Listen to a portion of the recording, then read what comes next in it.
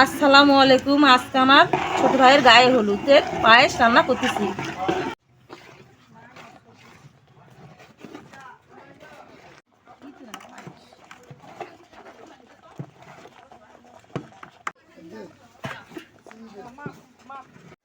পায়েসটা যখন তলে লেগে না যায় তাই জন্য আমি বারবার নাড়তে থাকবো।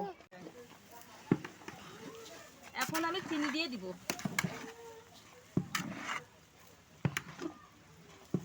চিনি দিয়ে ভালোভাবে নেড়ে দিব।